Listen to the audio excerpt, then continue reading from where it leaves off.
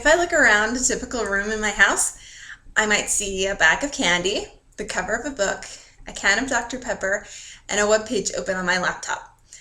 More than just saying something about my lack of cleaning skills, it says something about the way that graphic design surrounds us. Philip Meggs describes it like this: graphic design permeates contemporary society, delivering information, product information, entertainment, and persuasive messages. Not only does this information come to us, but we are often asked to flip it around and give it back out again. We are all graphic designers, reluctant or enthusiastic. Even typing up a simple writing assignment is graphic design. For this reason, everyone should know a few basic principles of graphic design. In my speech today, I will talk about 3 elements you should know. First, I will talk about the importance of color theory. Secondly, I will discuss typography and how to choose fonts. Thirdly, I will give you a few tips for composing your design in order to draw in your reader. Graphic design isn't as scary as you might assume. And if you have already had experience with these principles, and that would be most of us, then I commend you. Graphic design is something I am passionate about. It was my major for a little while, and I've worked as a professional scrapbooker, which is basically a graphic designer disguised as a crafter. All the examples I'm going to show you today are my work, which I hope you will enjoy. First of the 3 elements of graphic design is color theory, which is the study of the visual impact of color combinations. More simply, it's our emotional reaction to color. If you imagine someplace calm and serene, usually picture soft blues and greens. Many people mention the ocean. Reds, yellows, and oranges are the colors of excitement and energy, or warning. Think of stop signs or construction signs. The color index points out that bright, saturated colors are usually aimed at the young. More mature audiences are drawn to subdued and subtle combinations. So think about your audiences when you choose color. Colors are also highly symbolic. Choosing the right color can underscore and add to your meaning. For example, I love green. As they say, geniuses choose green. Symbolic meanings for green include growth, health, renewal, and the environment, i.e. going green. In this scrapbook layout, I set some goals for our family. I made the font green, and this is the only non-neutral color on the layout. This subtly reinforces my message of growth and hope. It's a subconscious process, but it's a powerful thing. To sum up, here are my 3 rules, and I have these for each of my graphic design elements. So these are the ones for color. 1, think about color and its emotional impact. It will make a huge difference in your designs. Rule 2, neutrals like brown, black, gray, tan, and white are great backdrops or accents to show off your colors. And I like to think of the gallon, pint, ounce rule. In this layout, the white is the gallon of space, the brown is the pint of space, and the orange is the ounce of space. And this will really give you a balanced look without creating confusion or too many colors competing. Rule 3, make it easy on your viewers' eyes. Super saturated or neon colors are hard to view. Pick 2 or 3 colors and make it cohesive. It can be jarring to change colors too often. Okay, the second element of graphic design is typography, or the fonts you choose. The typefaces, we usually refer to them as fonts, we use today date back to the early printers. For example, according to Warren Preece from an article in the Encyclopedia Britannica, one of my favorite fonts, Garamond, was named for its creator, who was a printer in France, and it was first cut in 1531. Typefaces each have a history and a personality, so match that personality to your message. There are 2 classifications of fonts: serifs and sans serifs. Serifs are the little lines on the main strokes of the letters, seen here on the bottom of the capital A on the left. And this is my beloved Garamond. So if a font has them, it's a serif font. If not, it's a sans serif. Sans meaning without, like the font on the right, which is Century Gothic, another favorite.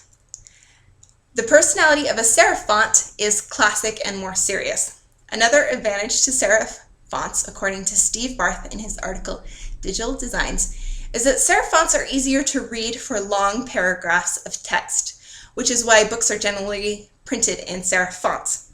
The horizontal serifs help guide your eye along the line of text and across the page. Conversely, a sans serif is a much more modern, playful choice. According to Designing with Type by James Craig, became into widespread use around the mid-20th century, which is much more recently than Garamond's 1531, for example. Okay, so now we've come to my 3 guidelines for choosing fonts. Rule 1, pick legible fonts. You want your reader to instantly be able to know what the text is saying. Don't go crazy with fonts or hard to read fonts. Yes, I'm a font snob. I'm sorry to say. I love fonts like some women like $500 shoes. On the flip side of the fancy fonts, don't pick the default font in your software program. Almost everyone else will have picked it too, so be unique.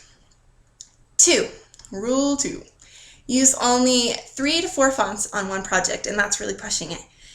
And with this, it usually works best to pair a sans serif with a serif, using one for the title and one for the block of text. In this Faux Reader's Digest article, you can see I've used a sans serif in different weights for the title and a serif for the body of the text. 3. Be consistent.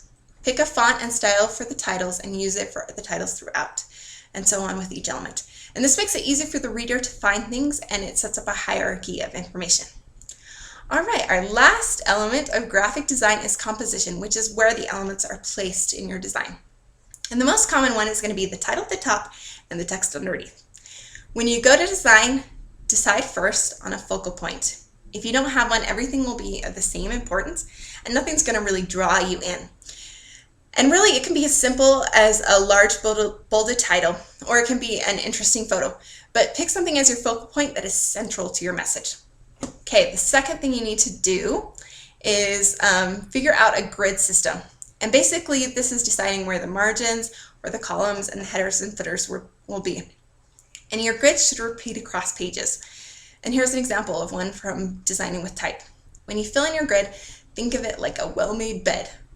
Photos and titles and subtitles should all be neatly tucked into place.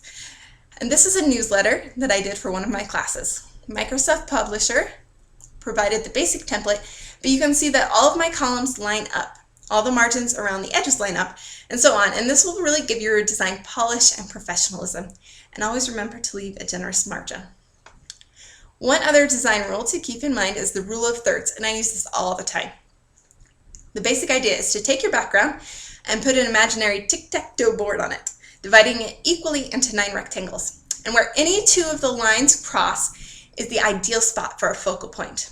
In this wedding invitation, your eye is drawn to the couple's faces, and I've placed it exactly in those crosshairs. And by the way, this is my sister and her husband, made 4 years after they'd been married, and this is the type of things that you do for assignments. And the rule of thirds will give you movement and energy, while a form like symmetrical composition will give you a much more formal and still design, which you sometimes want. Since we've been talking about wedding invitations, a traditional embossed wedding invitation is a perfect example of this. Okay, so now that you have a basic idea of some of the rules of composition, here I go again with my 3 basic rules. For composition, rule 1, just like in typography, create a hierarchy. Show the viewer what to look at first, then second, then third. Don't get too overwhelmed with all the information I just threw at you.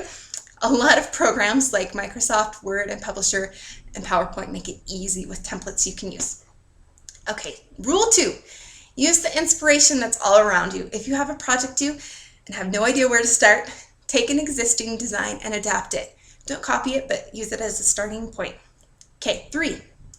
Be consistent. Use your grid. Help your reader know where to find things. The goal is to help them focus on the content rather than getting distracted by the design. So, to sum up my speech, with the advent of digital media and the information age, we are all going to be graphic designers. The goal of all of it, the newsletters, the PowerPoints, the papers, is communication. Good graphic design disappears and yet amplifies our message. Taking time to consider color, typography, and composition is well worth it.